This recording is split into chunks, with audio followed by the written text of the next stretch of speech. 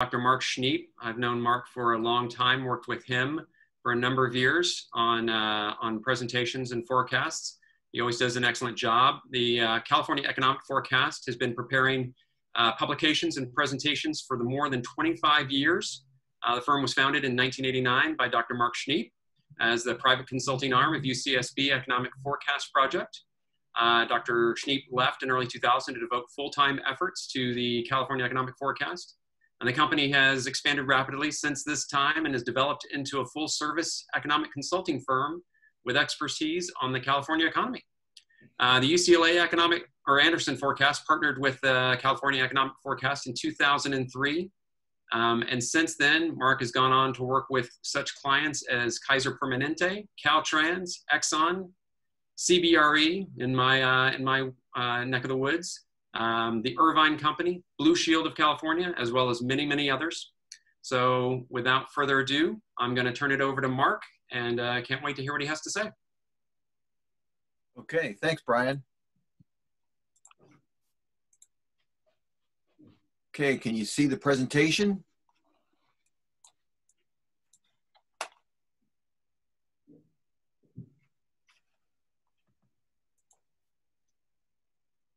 All good?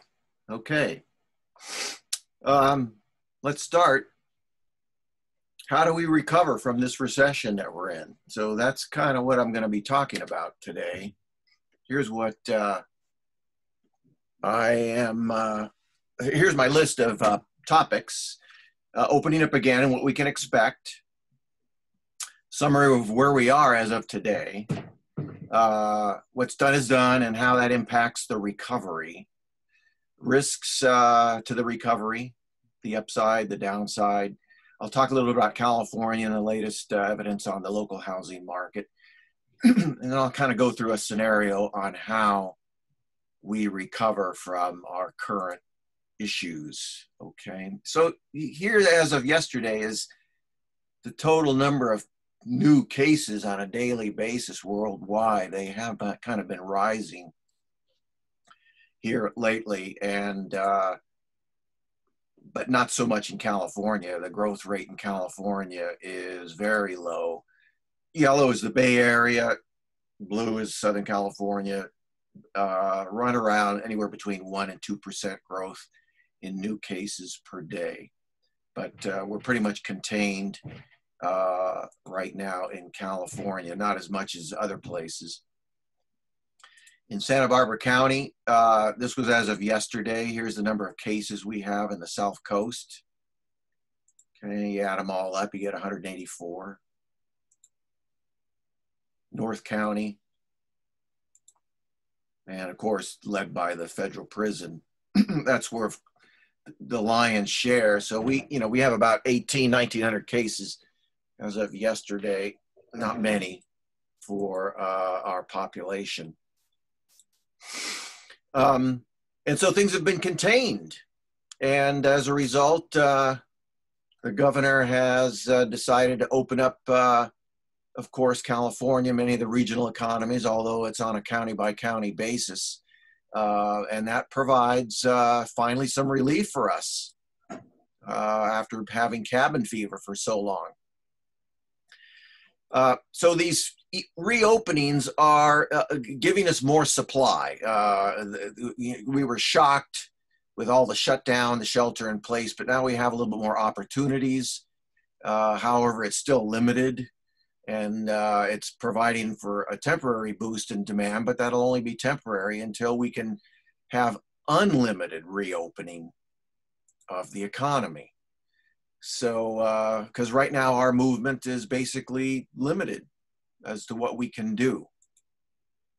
And retail sales and spending is still limited, and it's suffering, and cities are suffering, and the counties are suffering from lack of sales tax and transient occupancy tax. I'll talk about that shortly. So opening, but very limited at this point, and that is a concern to the recovery. Okay, we had 3.7 million cases worldwide on May 5th. So here we are about a month and a week later, and we've doubled that. That's where we are today. most of the cases are right now, most daily cases are in Brazil. So they've kind of come alive. Then us, India, Russia, now accelerated in Brazil, India, Chile, and Saudi Arabia.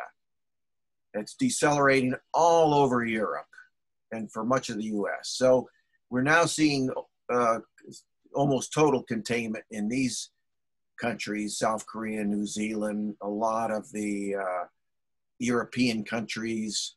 Denmark only had 19 new cases yesterday. Italy and China. So that's how this thing has evolved. So China, this was a Forbes headline way back in March, where China was returning to normal then. What's eventful about this today is that well,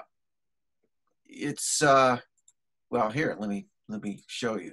The economy is 90% back in China. Well, it was 90% back in March, so it really hasn't changed much in the last 2 months. That's the issue. Factories are running, school classrooms are full, restaurants have all opened up. Disneyland opened up as early as mid-March, although they have capacity limitations.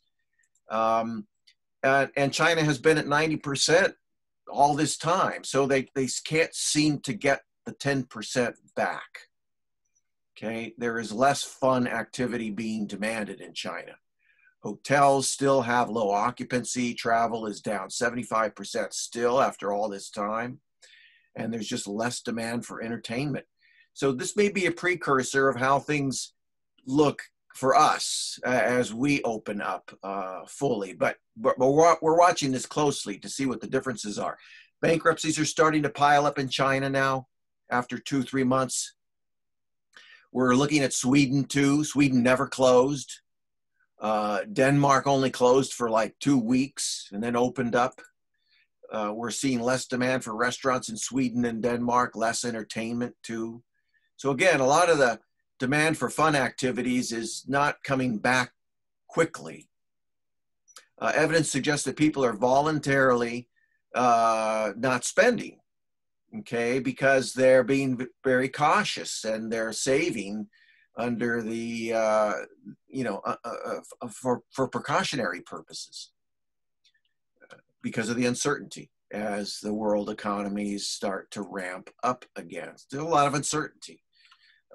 And as a result, we haven't opened up fully because of that. There are fewer options for expenditure, and there are a lot of permanent closures, such as the Enterprise. The Enterprise here in town is a permanent closure. There's other closures too.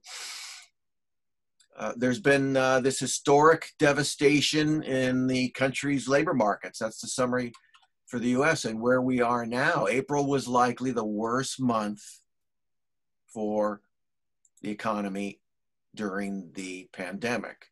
The states with the highest unemployment rates are Nevada, of course, because of Las Vegas, Hawaii, because of all the tourism, and then Michigan, because of all the auto factories and auto workers and auto infrastructure that shut down during the last couple of months. It's now opening. In fact, there's businesses reopening in all 50 states now. So some phases of reopening are occurring throughout the country. So, and as that happens, the worst is over, but this is the big question that we all face now. It's the biggest question on the mind of economists and pretty much a lot of business people, for that matter, is how do we recover from the massive unemployment and the significant business failure that we have seen permanently? So we compile a weekly unemployment rate to make it more real time because they're so lagged. And so we've been doing this for the last several weeks, and this is what the US unemployment rate has looked like. It's gotten as high as 18, nearly 19%, but it's starting to come down. And then today's claims, which drive our estimates of the weekly unemployment rate, the claims data comes out every Thursday, and they were down even a little bit more today. So we're likely to see the unemployment rate come down to maybe 15% for the US now this week after I run it through our models and figure out what the estimate is. But we have 22 million people still claiming unemployment insurance in this country. For California, it peaked at about 19% mid-April, mid to late April, and has been coming down since. Claims, it looked like continuing claims were rising just a little bit today when I was looking at them this morning. So we may see an unemployment rate probably bouncing back up to about 16% for California. We have 3.1 million people still claiming to be unemployed or seeking unemployment insurance for extremely either being unemployed or low part-time work. Okay, so what do I mean by this headline is that the lockdowns, the shelter in place clearly was intended to be temporary, and removing these lockdowns just simply won't be enough to restore the economy back to the way it was in February, okay? Because the supply side, the supply of all the goods and services that we get, that we come to expect, have been changed. It's changed due to permanent business closures. And the demand side has also changed because now you've got this hesitancy on the part of consumers, so they're not spending as much. They fear the uncertainty that's coming or that may not be coming, and of course, so many of them are unemployed, or their businesses have been cut significantly, or their hours have been cut, so their household incomes are down, or the stock market has hit them and their wealth has been reduced. So you can see that this is both a supply and demand issue right now. Okay, even though we're coming back, it's still an issue. And then we have to restore confidence in consumers so that they're not as fearful. That's going to be critical. And to restore confidence is to do the following. We need to severely limit the spread of coronavirus. We have to have sufficient testing to make everyone feel like that's being done. And then we need to hopefully ultimately eliminate the vaccine, and that will completely restore confidence and get everybody back to thinking like they were before the crisis.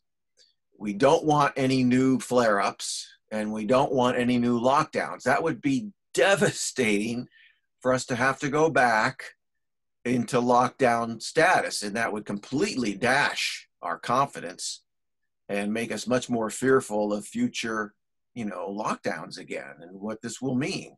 So it'll completely continue to erode confidence, and we don't want that, because that will just create less demand, more business failure, and a whole new round of layoffs. Can't have that. So we have to be sure. So in recession, it officially began in March. It was just dated the other day by the official National Bureau of Economic Research Committee that does these things. It should be over by July, we're thinking. Much shorter recession than the Great Recession that we had last time, 2008, 2009, which was about 18 months. This should be very quick. That doesn't mean that things are going to be great after July. The aftermath may be just as long as we saw in the Great Recession. Hopefully it won't be, but it may be. And the reason is because there's been a lot of damage done. So the question is, and I'm going to talk about that really for the rest of the time here, as well as talk about some California and Santa Barbara, is how do we recover? Okay, so what are the downside risks that we face during the recovery? And there are many, because there are many unknowns, a lot of unknowns. How will Corona evolve this year?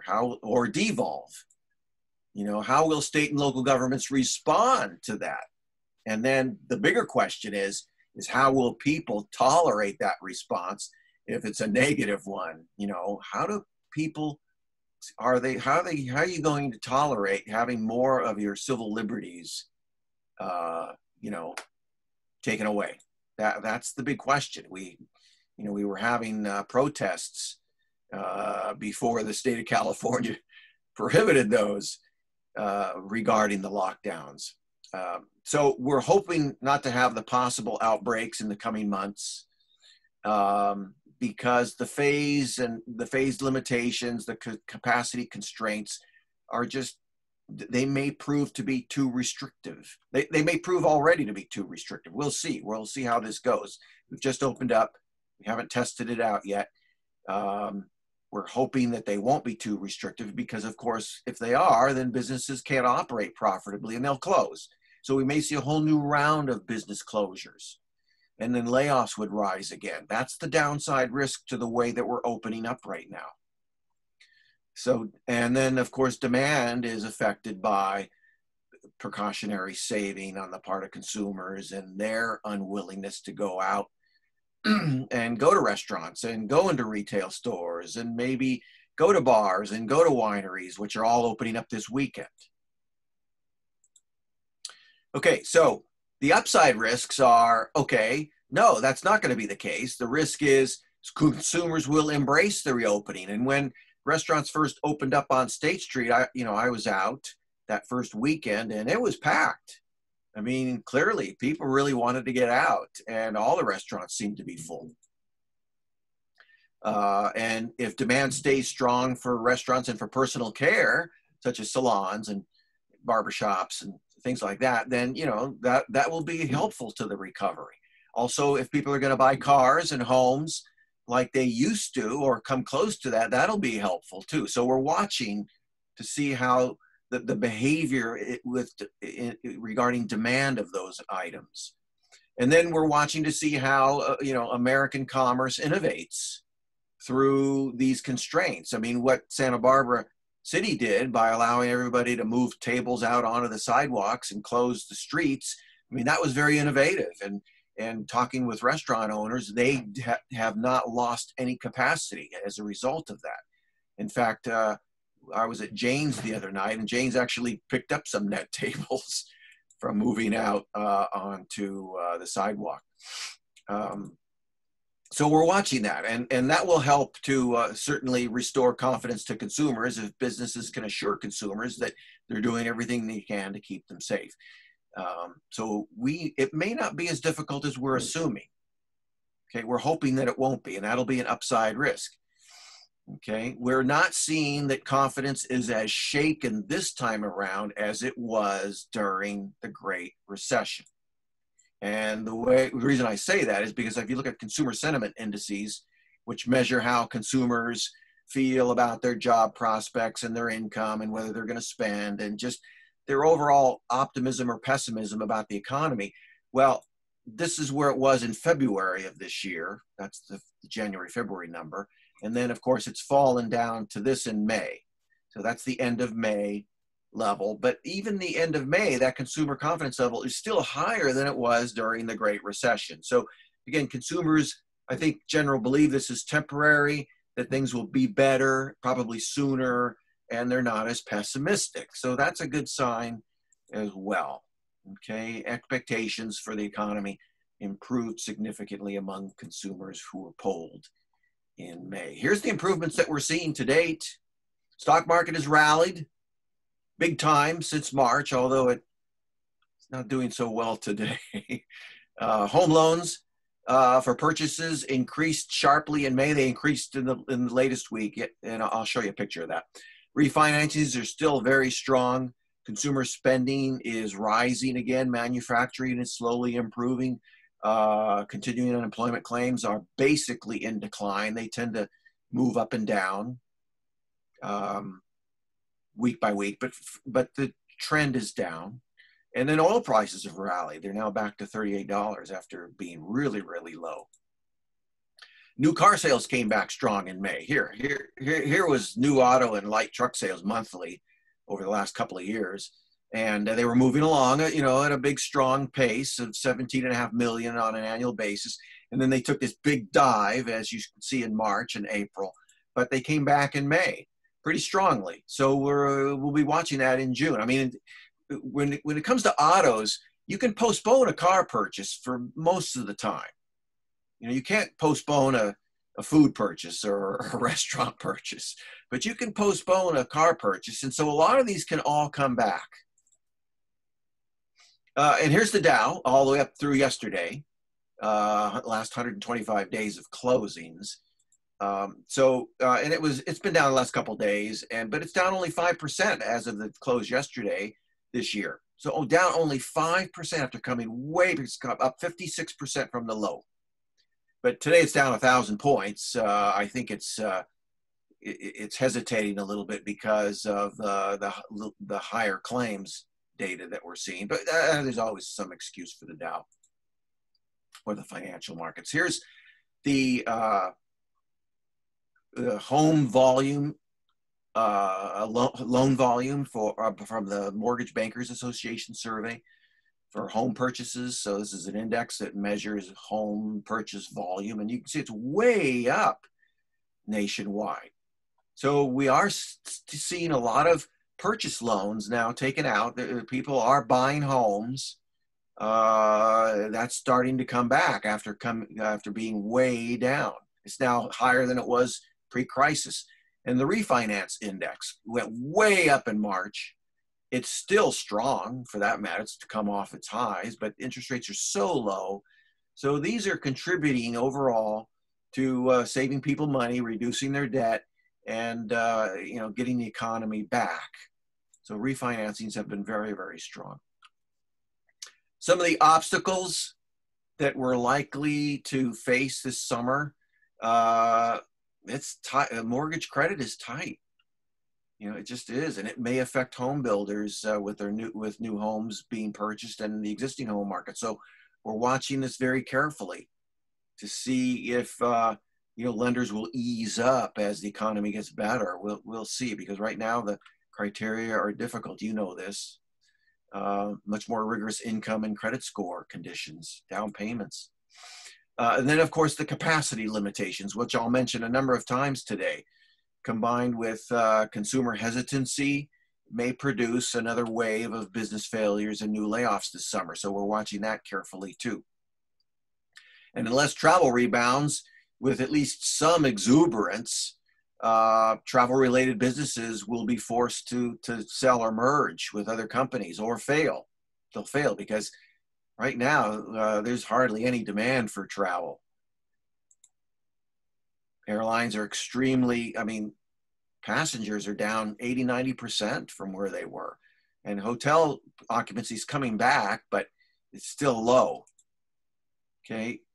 Property owners are already having to extend forbearance, and so they're getting less rental income from non-paying tenants. What's going to happen when forbearance ends? I don't know. We're going to watch that. And then they face further problems with SB 939 if that becomes law, which is a bill in the California Assembly right now that will prevent landlords from evicting tenants for a year, or as long as the emergency that we have in California stays in place. Then you have the fact that more fiscal stimulus is probably going to be needed for many business sectors, particularly hospitality, because that's not coming back that fast. Anything in recreation, the retail trade, the travel industry in general. So we're watching to see if we do get more fiscal stimulus. And then, of course, we've had the great shutdown of public events, and we're watching to see if that's going to be restored soon. Right now, we don't know. It's not on the schedule, but we're waiting. And what I mean by that is all this stuff, the NBA season, right? Colleges and universities, will they all open in person in the fall? Well, many have committed to doing that. Cal States have not. UCs have not said anything yet. But they seem to be moving in that direction of in-person classrooms. So we're watching that because that's a big economic stimulus of having students go back, stay in dorms, use food services, use the regional economies around the universities rather than just have Zoom classes from their homes or their parents' homes. Then all amusement parks, national parks, Disneyland, Yosemite, Universal Studios. Now we're seeing Universal Studios, they opened last week in Florida. Okay, and Disneyland, Disney World, I should say, is set to open on July 11th in Orlando. But we don't have any timetable here in California. Then all the theaters and all the performing arts and the baseball season. What's going to happen? What about the NFL? Are we going to be watching these all from our living room only? And then the music festivals and concerts. Ticketmaster through May estimated that they had canceled 50,000 concerts already just through that point in time. And then the summer festivals and all the parades that occur throughout the nation. Solstice and Fiesta, those are probably not coming. Conventions and conferences, travel to and from Asia, that's all still banned. That's likely to be lifted. I think the European Union is going to lift the U.S. the ban on U.S. travel in July. Let's talk about California, a real quick one. California is more impacted than the other states. Why? It's because it's the largest tourism state. We have more hotels, more bars, restaurants, wineries, breweries. We have more national parks, more theme parks, more amusement parks than any other state. We have more conferences and more conventions are held here because of the weather. More professional sports teams are located here. We have more year-round concerts and performances. And all those are closed. Everything is closed with few of these scheduled to reopen. We have more wine tasting tourism, right? And we've had more workers idled at the ports because of the vessel calls have been so much less in the last few months, particularly coming from China. So 37% of the workforce is vulnerable, has been vulnerable to being laid off because they all work in these sectors here. And none of it's operating, or very few of it is. Restaurants are coming back, bars are coming back. Okay, so job declines, we've seen 2.6 million total. And, you know, here's how they kind of, this was the April report. The May report will be out next week. So here were the victims. So leisure and hospitality industry, which of course is your hotels, your food services, and then retail. Those are the big victims of who got laid off, all the declines. Professional and business services is a big sector in California, but proportionately, it still did really well. So did healthcare. Construction, not so badly. Manufacturing, local. Those are the big sectors of job loss in California. Let's talk about these four. So the Paycheck Protection Program loans were funded, and this was the first round. It finished in mid-April.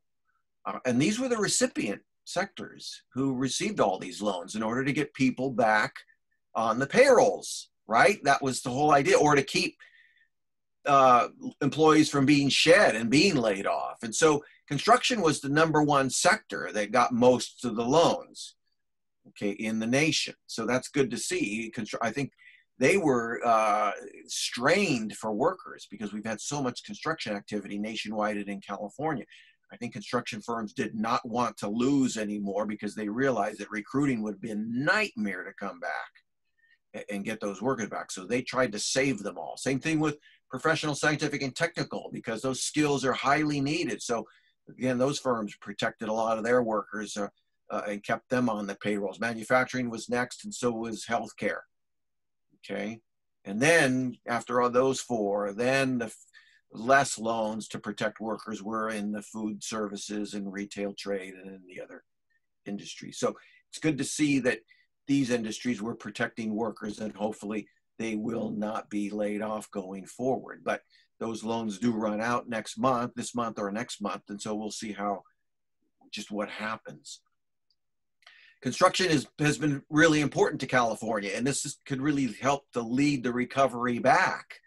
Here is, the total building dollars going into new commercial and industrial structures in California, and it was at an all-time record high in 2018, and 2019 looked almost as good. 2020 was going to be about the same as 2019 until, of course, things changed. So construction is now back. It can be fully operational, and we're now starting to see it back. So that's going to help significantly the recovery in California. Here's the unemployment rate by county for California. This was the April numbers. And it's interesting to see Marin, Santa Clara the least. This is where most of the high-tech workers live.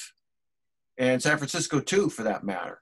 So a lot of the high-tech counties weren't hit as hard because they could work from home and they weren't laid off. And so we didn't see major unemployment rates in the high-tech area, in the high-tech counties. Okay, even Santa Barbara wasn't hit as hard, even though it is a big tourism county, as is San Francisco. But I think they had offsetting high-tech implications there. And then, but Sonoma, Napa, right in the middle of the pack, they're heavy tourism. They have higher unemployment rates now.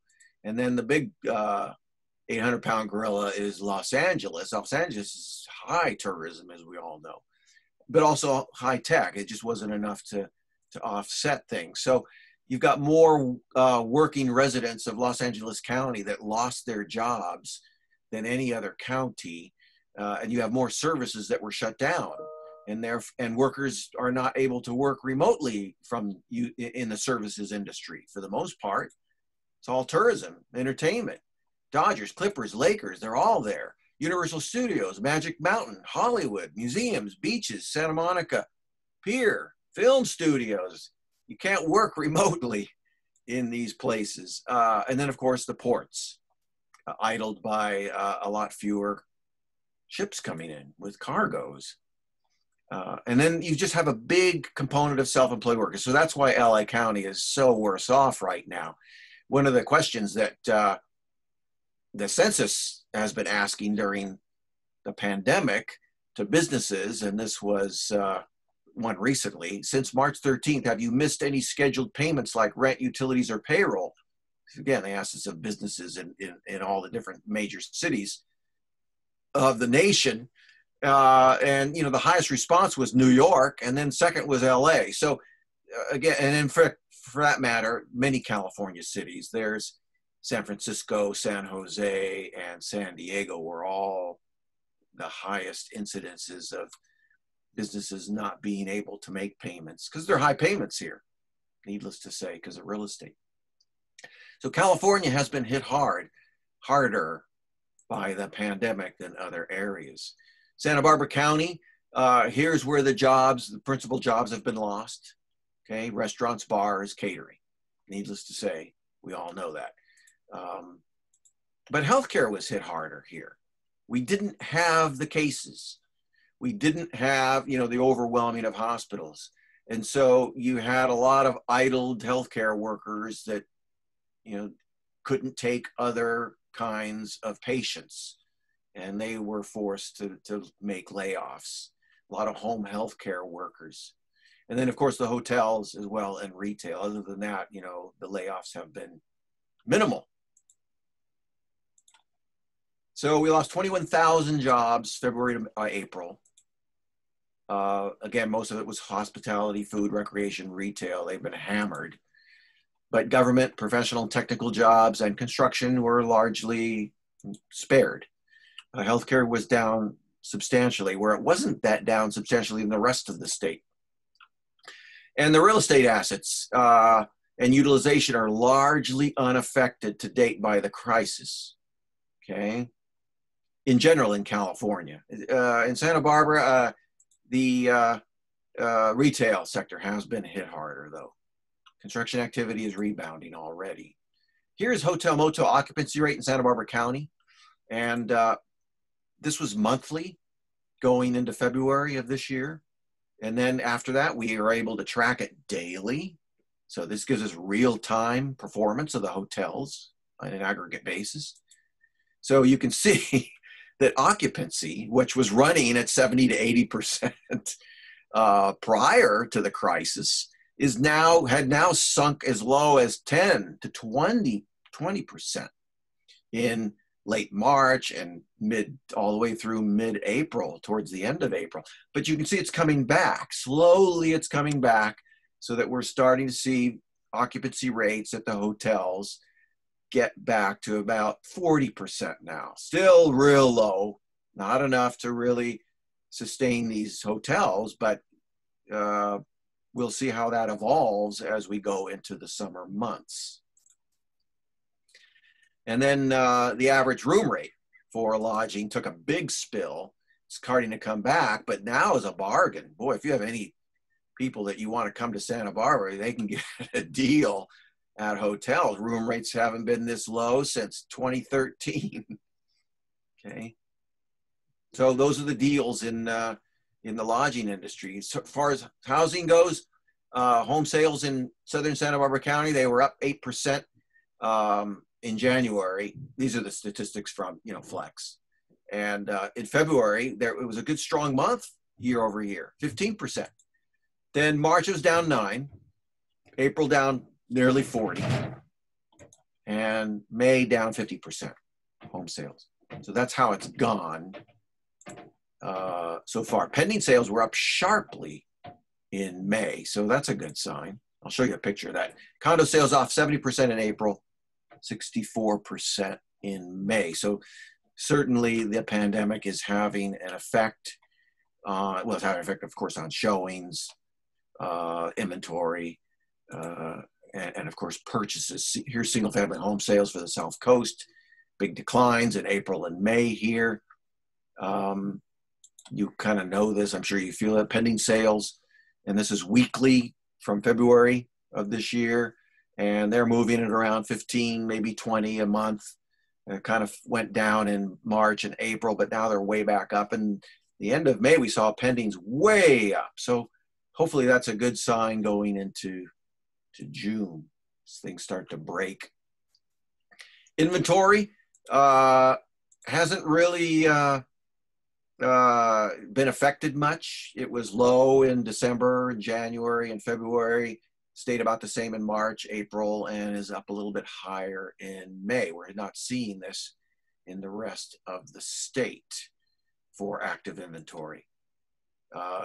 Here's inventory in California. It's at the lowest point now that we've ever seen it. So there has been a lot of existing homes taken off the market because you can't show them or for other reasons throughout the rest of the state, not so much here. And home prices in California, March and April were actually up. And so that's the official data that we're seeing. Not much effect on home prices whatsoever. And here is Santa Barbara County, the South Coast, through May, and really not much effect at all. So it's sort of moving lateral, a little bit down, but not much. I think the different markets, I think I have them right here, yeah. So this was for year to date. So this is the median for first 5 months of the year versus the first 5 months of last year. And so there are some markets that are down a little bit, but it may happen to do with the mix of what's selling more so than actual prices going through major concessions for that matter.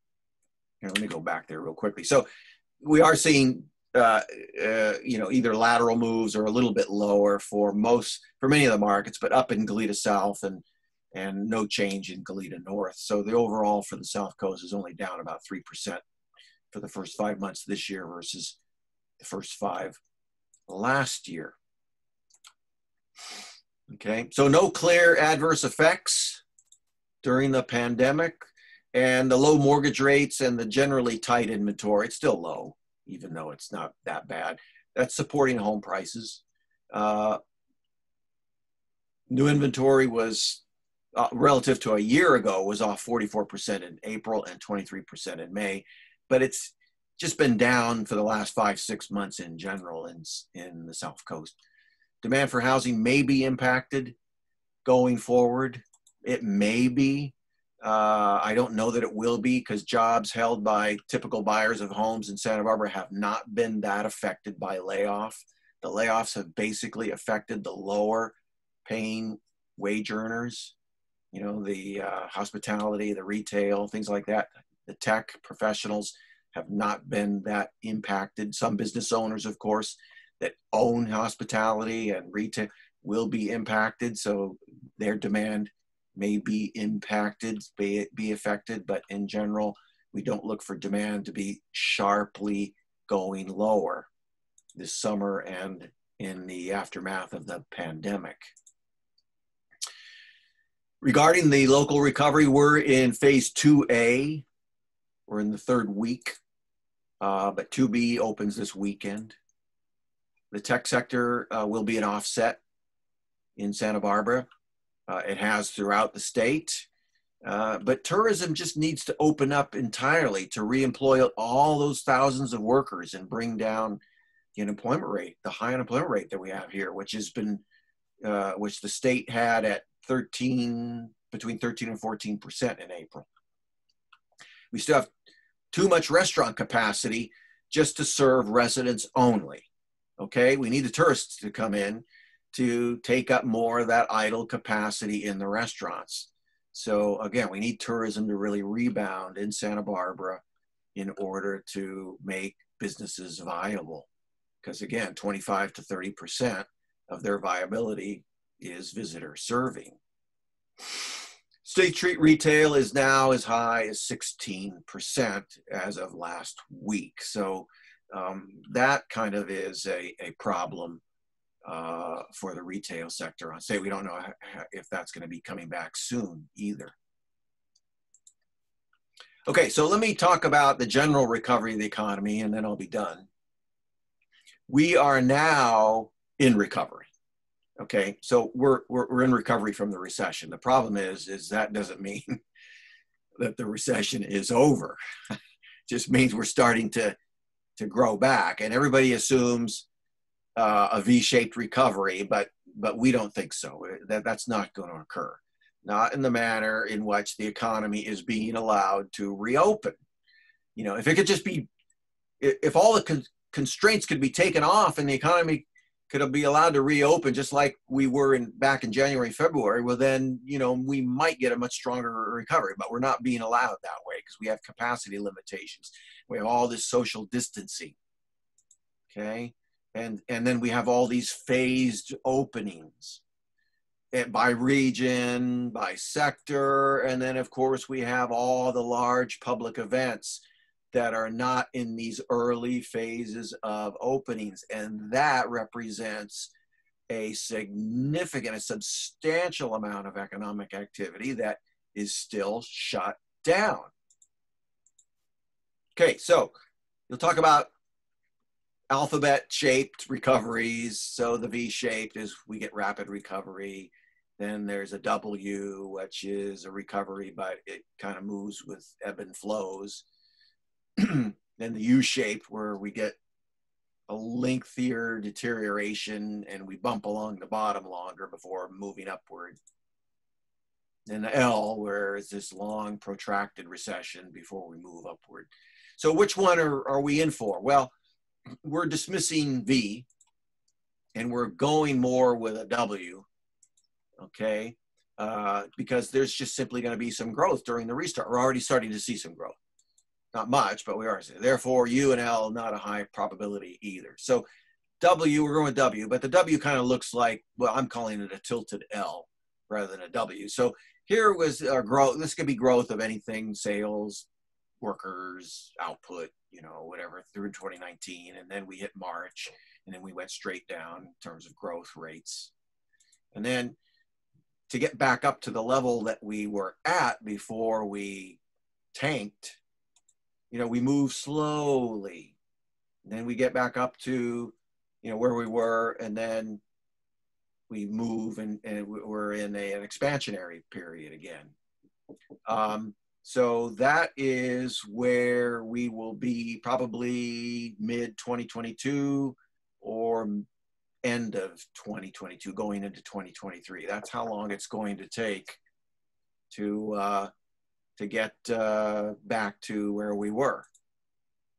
Now, it's not going to go that smoothly. Kind of going to look something like this. But you get the picture. Okay? So why is it that the recovery takes so long? That's probably what you're asking. Why does it drag on? Why can't we just get back quickly when we open up? Well, it's because we're currently in a period of stimulus and forbearance right now. Okay, the CARES Act pushed $2.6 trillion into the hands of workers and business owners. I mean, that's just what it did. Okay, with a Paycheck Protection Program loans and with all of the unemployment insurance bonus checks and with other lending that went on. So the funding was designed to carry us into June, July, that period, and then other provisions will expire by the end of the summer. Okay, so we're feeling stimulus right now, and that's helping significantly.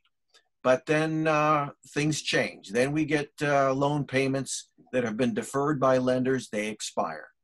We also get lease and rental payments that expire, those deferrals. So what happens when that occurs? You know, we don't know. That's a real uncertainty. But there's likely to be victims. And then car loan payments. You've been watching the car commercials on TV. They don't make you make any payments for 3 months, some longer. Well, that's going to end at some point in time, and even on your existing loans.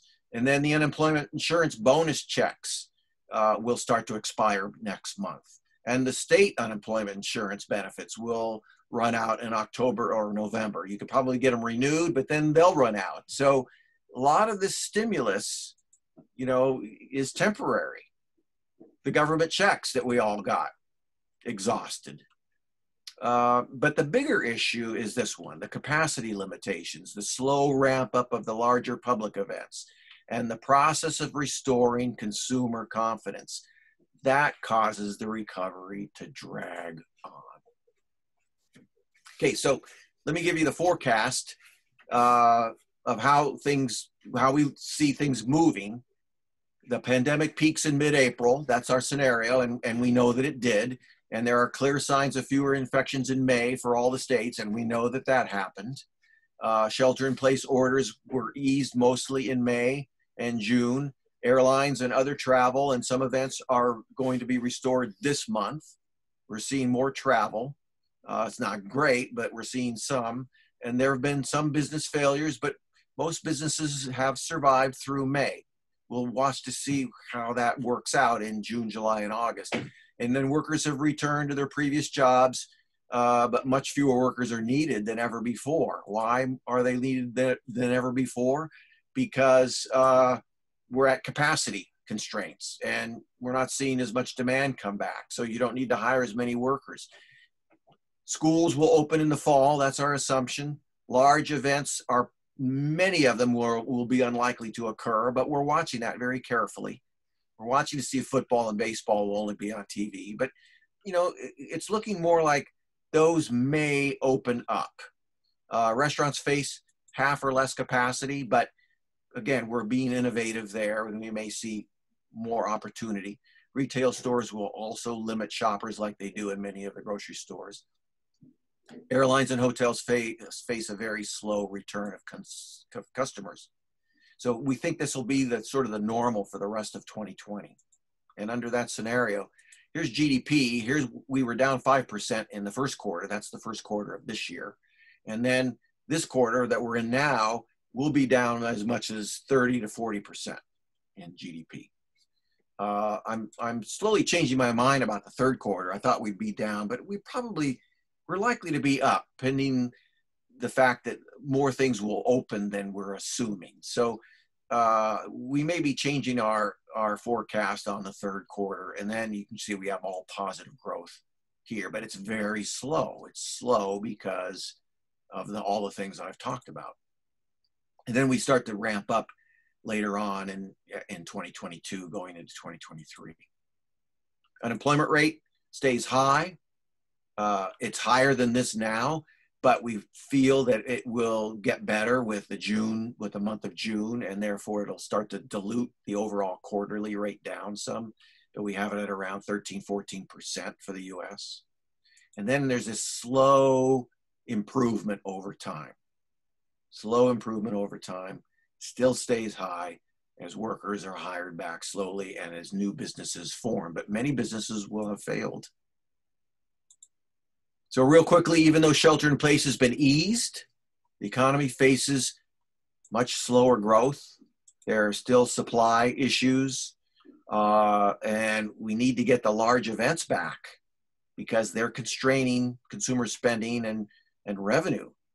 And then we need to get households to come back too. So we need to get people working, and we need to get people feeling more confident in the economy. They've lost significant business revenue, or they've lost their jobs, or they're afraid and they want to continue to distance. So again, we need to make major strides in eliminating a lot of the fears of the coronavirus right now.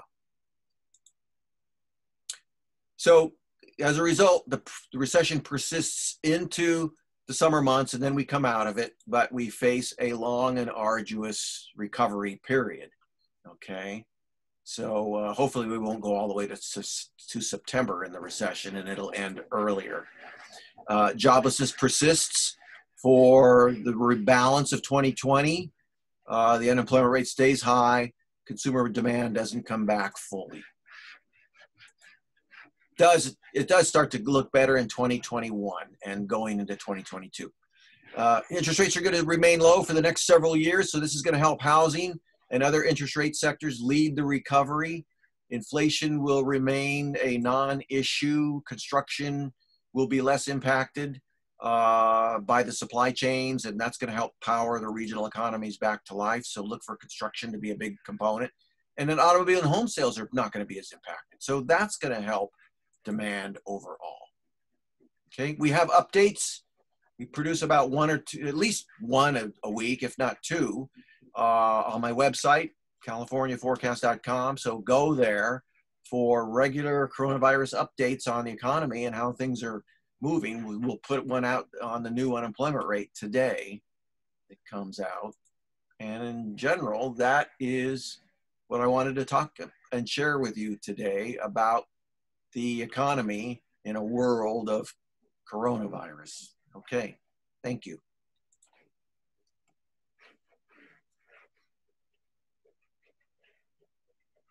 Back to you, Brian. There we go. Okay. Thank you, Mark. Really appreciate that. We've got maybe a few minutes for a few quick questions, and I'm going to start with just a couple that were on the chat. There was a question about what are your thoughts on a square root recovery? What's a square root recovery? I guess it would be like, you know, the symbol for a square root where it like goes down, then back up, and then just kind of like stays steady. I guess maybe that's what was meant by that. Oh, okay. Well, that sounds to me like a V-shaped recovery with it within just steady state growth after that. So I'm not quite sure I know what that is. I'm sticking to my W or inverted L, where like a little bit of a check mark there. Couple of years to get back to where we were, and then we resume normal growth. Okay. Another question, with all of the money that was provided in stimulus, it either needs to be paid back through higher taxes, or if the government was just printing money, won't that cause inflation? Your thoughts on that? It will cause inflation ultimately once we get to a stronger economy, but we have so much idle capacity right now that inflation is not an issue. In fact, we've seen deflation the last 2 months, and we're likely to see very low inflation for the next year or two. But the questionnaire is correct. A lot of that lending, a lot of that money, that stimulus money, should be paid back. About half of it should, but the other half probably won't be. So we do face higher interest rates, particularly as the economy starts to ramp up and get tight again, because all that has to definitely be paid back. So look for higher interest rates. Government is going to have to cut its services or cut its expenditures, or we're going to be faced with higher taxation probably after 2023, 2024 in order to rein in the high interest rates that would likely result from all of this government debt that we're seeing right now. All right. How does the increase in personal savings in banks affect lending? Well, it certainly provides a lot more wherewithal for banks to to lend. So the problem is banks, lenders are afraid to lend right now, and that's why we've got this mortgage credit crisis at this point in time. So, but as that eases up, as banks get much more confident that the quality of their borrowers gets better and better because they're now getting permanent jobs, the economy's starting to come back and things like that, that you will see the credit standards loosen up, and there'll be significant amount of money for lending, particularly under these low interest rates. So again, that evolves very slowly, and it improves as the economy improves over the next year. Okay, great, thank you. If anyone else has a question, please feel free. Looks like maybe you know this, maybe you don't, but which states have seen the most influx from our California exits? It may have changed in the last couple of months, but other than that, I mean, basically, Nevada and Arizona certainly get a good share of them, but Texas is normally the biggest beneficiary of California departures. Sure. And then a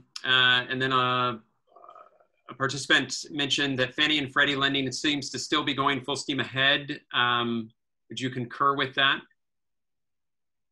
Fannie and Freddie are still going full steam ahead, and the Federal Reserve has got all kinds of lending programs as well for business loans. But yes, there's still there should be enough liquidity in the system here for really helping the housing market, or for the next couple of years. So there really shouldn't be any constraints other than the mortgage criteria. That will be an issue. But if you can get FHA and Fannie and Freddie money, then yeah, I mean, that's going to be the way to go. But a lot of the sales here in locally are all with all cash. Who needs a loan? Who needs a loan? Yeah. What do you predict for migration, net, positive or negative for California for the rest of this year into next year? I don't look for much movement in and out of California. I mean, if anything, it'll be out, simply because of the way things have been impacted, and because we're at a disadvantage because we have much more of the kinds of things and activities in this state which have been shut down and which will probably not be allowed to come back. So that may drive businesses certainly out. We may see, and as this big nationwide sentiment to move more manufacturing out of Asia and back to the US, as that occurs, and I think you're going to see a significant amount of that. People will be moving that probably with many of their headquarters out of California and into other states. So we could see movement on the coattails of that greater move from Asia going into other states. So yeah, I would look for there being more departures from California going forward. Okay, and we'll take this as the final question, and then we can let everybody go. Do you anticipate an exit from the larger cities to smaller cities within California? So maybe just in-state migration, moving around a little bit. I know I've certainly seen or heard about some of the tech companies up in the Bay Area allowing their workers to continue to work from home. So why live in San Francisco proper when you can move across the Bay, live cheaper, and you're still working from home? Well, we've heard that. And people keep, and like you, Brian, you're telling, everybody seems to think that that's the way things are going to go. I'm not so sure. I think you'll see some of that, but a lot of the tech companies, they could allow their workers to work from home, but in general, in an office setting, and this just as well as anyone else at Radius, you kind of need the social network. You need the synergies. You need the teams. You need people to meet. You need people in the office many times. You can't have them be working permanently from home. And that's even truer in team building sectors and in technology and things like that. So I don't know to what extent we're going to see a major sea change in having people work from home. I mean, some of that will certainly occur because people have found out that that is working, but to the extent that that's going to really change industry, no. And I don't think it's going to change significantly the demand for office space and things like that. So again, it's sort of a wait and see to see how that all boils out. But I don't know about that. All right. Well, thanks. There were a few other questions, but I think that we might be able to get you those after the meeting. If folks are still interested, they can reach out to you. We don't want to take too much more of your time here. We really appreciate it. And I want to thank everyone for joining us today. Thank you for participating. We hope to be back at the beach someday. As Mark was saying, we don't know when those large gatherings will be allowed again. Coachella is canceled for the year, so we won't see that, but hopefully we'll see each other at the beach here, sooner than that. So with that, thank you again to Dr. Mark Schneipp and to everyone for participating, and have a good day.